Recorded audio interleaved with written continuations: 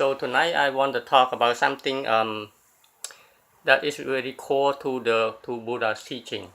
Okay, tonight I want to talk about the five aggregates. Just like I said, the topics that I want to talk is one of the saying that people hear a lot of the the the man who conquer, I guess, 1,000 barrel is still less powerful than a man who conquer himself, right? So that's the topics that I want to talk about. So what does it mean for a man who can conquer himself? You know, since I was young or teenager or something, I always wonder how do we conquer ourselves? What does that mean? And until I get to understand and learn about Buddhism, then I understand what that means. To conquer oneself, to conquer ourselves, is to understand that who we are first of all, and that's why it takes us to understand that we need to understand the five aggregates. And as we all know already, most of us know what the five aggregates are. The five aggregates are the first one is body, right? Form, which is body, because the I is combined of body and mind, right? And the mind is divided. The body is one aggregate, and the other four aggregates come from the mind. And those aggregates are the sensation or the feeling, right? That's number one. And number two is the conception of perception. And then number three is the mental formation, and number four is consciousness. Okay, so those are the four aggregates. Okay, what does that have to do with conquering? When a person conquers himself, what it means is this. This is you have to understand the way the mind works. Okay, a mind is just like a pure mind. What we can call Buddha nature, or we call whatever you want to call. Just think of it as a glass of water. Okay, just imagine it, picture it, a glass of water.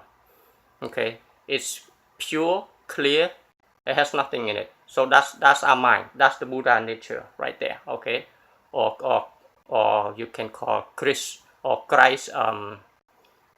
spirit, or what you want to call it, doesn't matter. Okay, so that's our mind. In essence, that's what it is. It's, you think of it as a glass of water, pure, nothing in it. Okay, so our mind like that. When we go to sleep, the mind go to sleep. Our mind become pure, become clear, becomes stable and normal. As soon as we wake up, we start receiving information. Okay, and so the information comes in. It's the same thing as we start to put stuff into the water. Okay, so our mind is a glass of water. As soon as we wake up, okay, we receive information through the eye, through the ear, the nose, the tongue, the touch, the taste, the smell, and all that stuff. All of that start coming in. Okay, and when that start coming in, then the mind start working. That's how the mind works. So basically, what happened is, that's what we call who we are. Okay, just picture one of the sense we have, let's say the eye. Okay, the eye, as soon as you wake up, you open the eye, you see the stuff around you right away. Just picture it, because the mind process information really fast, like speed of light, or you can whatever, or maybe it's faster than speed of light, who knows. But you open your eyes, you see your wall, the ceiling, your bed, or whatever. How does that work?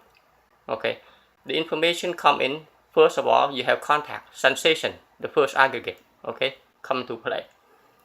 Sensation or the feeling that you have a contact, okay, something is coming, okay, boom, and then what happened? That thing goes into your brain, okay. So the second aggregate take, come, take process. So the second aggregate, the first one is sensation or the contact or the feeling, and then the second one is perception. Then we start to see, okay, is that a pleasant feeling, not pleasant feeling, or neutral feeling, okay. Let's say, so for example, we open the eye, we have a contact, okay, with the color and everything that we see, and then the contact goes through the process and go to the back of the mind to compare the information with the memory, and it spits back, right? It spits back information. That's process is the third aggregate, okay. The third aggregate takes place, and that is called mental formation. You, at that stage, that's when you develop reaction, okay. So the first one, sensation, the contact, you have no reaction, no nothing whatsoever. You just contact, just see it, and then, or you just see it if you're talking about the eye sensation, or you can smell it if you talk about nose sensation, okay. But after that, the third aggregate comes into play. When the third aggregate comes into play, okay, thank you, Susan. Okay, so when the third aggregate comes to play, it forms a mental formation takes place. Or is that something that you've seen before if we talk about the eye, or is that something we hear before or we smell before? That's a reaction of the mind. That's a reaction of the memory. That's a third aggregate. And from that point on, that's how and then consciousness take over. Okay, that's the fourth aggregate. The fourth aggregate takes the information, the reaction, and become conscious of the information that it received.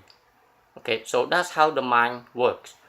But because everything works so fast, and when we wake up, all the five senses plus the memory that we have there wake up at the same time. So when that happens, we think that is the eye, but actually that is just the process. The information that the information flow, the coming from outside, go to the process inside. What first contact, second contact or feeling or sensation, second is perception, and then you have concept of what it is by comparing to the memory, and then you have mental formation. You form reaction to that stuff, and the fourth one, consciousness arise. Consciousness, okay, whether you're aware of that, you've seen it before, and things like that. Okay, so that's what happened. So imagine that. So the glass of water, the pure mind, our pure mind, it's just empty glass. It's just pure, has no taste, no nothing. So as soon as we open, we wake up, we put all this information, and now the water becomes a solution, right? A solution of everything, of all the stuff that you put in there, and that becomes what we call I. We refer to that as I.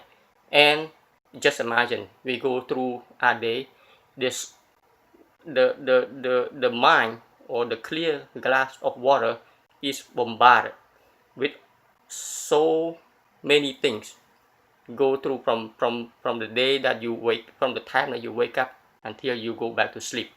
Everything throw in, and a lot of stuff go in there, and that's why we go through, and then the process of of those four aggregates go in circle like that, contact, the sensation. You have contact, you go contact through all the five senses: cold, hot, smell something, hear something, all of that. You have contact, and then come in, and then you have this perception. Okay, is that pleasant or not pleasant? And then the formation, the mental form, you form the reaction as you go along. It's like a walking computer, really, literally, but it's process information so fast. So, and then the consciousness arise, and you understand, what's going on. So that's how it works. Okay, that's how the mind works. Now, this is where the Buddha find the escape.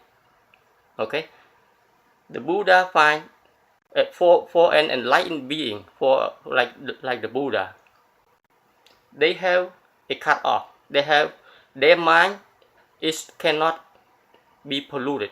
Doesn't matter whatever throw. See, for us, we go through, as soon as we have contact, we have reaction to all the stuff.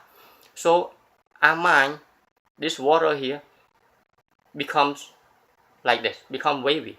Okay, go up and down because of the information, because of all the reaction to the different contact, to the different experience that we receive through the five senses. So our mind go up and down according to what we receive through the five senses throughout the whole day, and that's what we call I. Okay, so the Buddha understand that through meditation. He understand, so this is how it works, this is how the information is processed.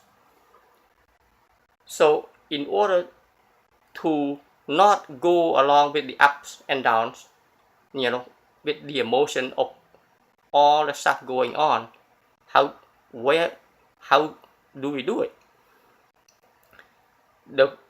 So we go back to the first, of the five aggregates. The body, you already know the body. If you study about, the body is one aggregate. Okay, and the second one, or the mind, of the four of the mind, the first one is the contact, the sensation. Okay, the Buddha recognized that. The Buddha say, okay, the sensation coming in, okay, right away. So that's why you have to be mindful of stuff that's coming in. That's what you develop the habit through vipassana meditation, because you develop mindfulness. Mindfulness about what? Mindfulness about all this sensation coming in through your mind. So the first sensation or contact coming in, and then you have perception or conception. Is it pleasant or unpleasant or neutral? And this is where it stops for the enlightened people. Okay, for all of us, it goes through, boom, to the third one, based on this. From the second one, it goes to the memory and start to form the reaction. Okay, mental formation, which is a reaction to what we receive. Okay, so when we get to that stage, it's too late. Okay, we already have reaction. That's why, when we have reaction, whether we're happy or sad or angry or whatever, it happens at the third stage. Okay, and then it passes information on to consciousness. Now consciousness arise, and the mind is ordering the speech, or the action.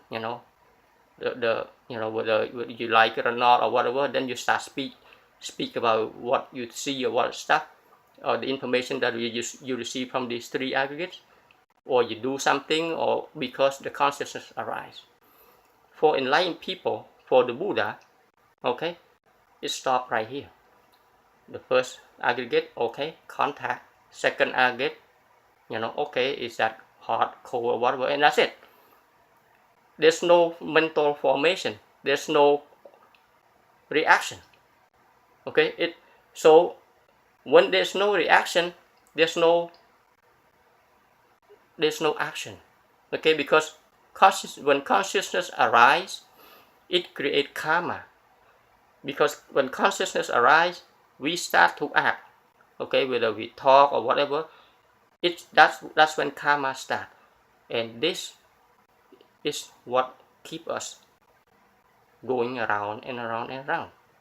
And so this is the uniqueness of Buddhism.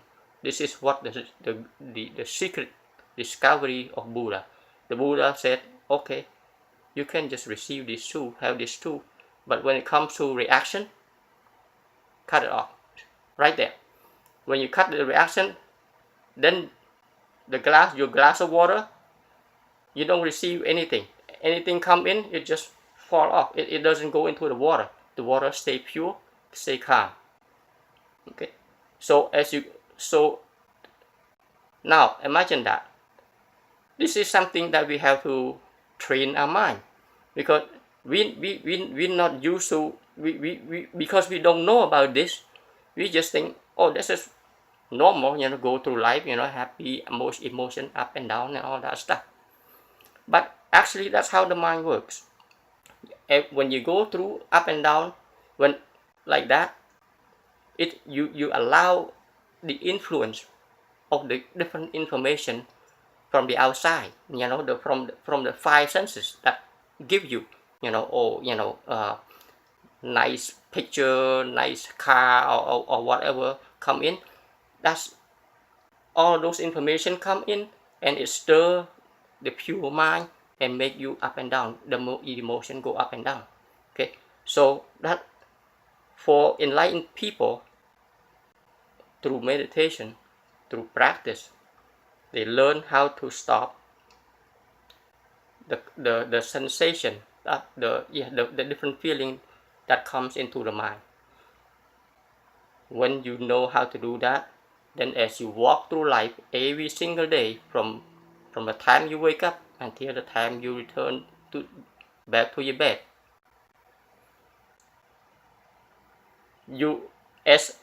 for us as lay people, of course, will have this, but the more you understand about how it works, the less your emotion, from the oscillation become less and less and less, because you understand how the mind works. And at one point it just cut off. That's when you have enlightenment. You're not affected by the different sensation, the different information, the different, all kinds of experiences that the world throw at us. You're not affected by it anymore. That's where you cut off. When you cut off there, when there's no reaction, okay, there's no mental formation, there's no the consciousness arise, but you're not acting on the mental formation. You're not acting on it, because you know that it's just, it's just an interpretation. So when you stop there, then you're not generating any bad karma. Karma is what makes us go around in the samsara. As long as the karma, we keep going, okay, non-stop. So when we can stop it here, you break it here, that's the escape that the Buddha talked about. Okay, then you have peace of mind. Nothing can influence your glass of pure water.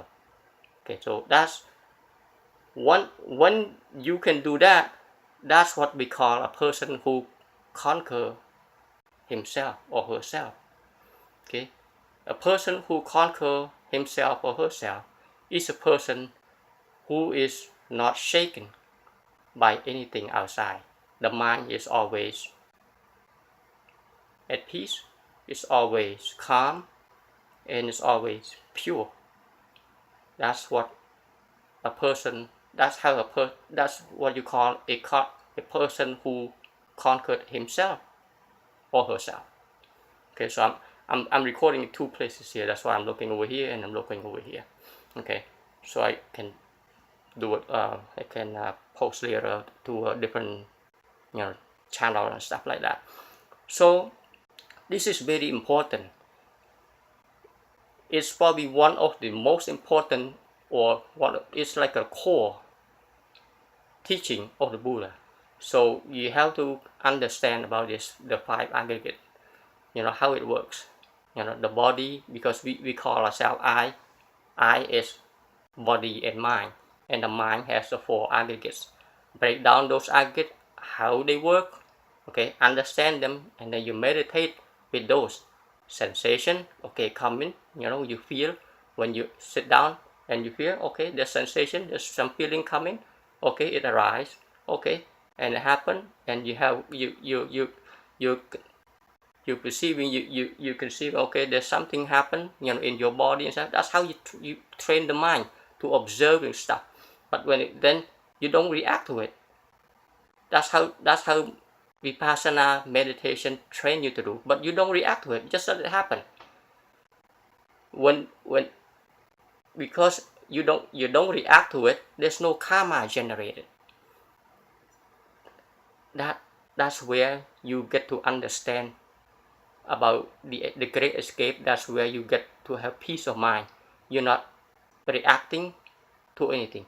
So that's what Vipassana meditation helps you through understanding the different thing that goes on, and you just let it happen.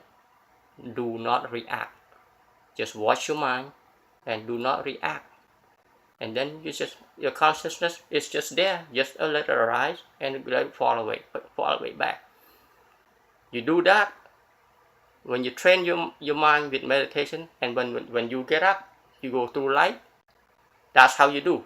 Everything that come at you, that's how you do. It's just information. You're not reacting to it. No, that's how the Buddha. That is an enlightenment being life. Okay, that's what the Buddha is. The Buddha do acknowledge things here and there, but nothing can disturb the peace of mind. Okay, that's important. That is what the Buddha teaching is all about. Okay, so that's what I want to share with you tonight, and hopefully you get something out of it. But because I think it's very important, it's very critical to understand about in Buddha's teaching. All right. So if you have any question, or you can leave me a comment or anything, and I'll be more than glad to discuss more. I like to talk about this stuff and share information and share idea, and that's what happened. All right. So you all have a good night.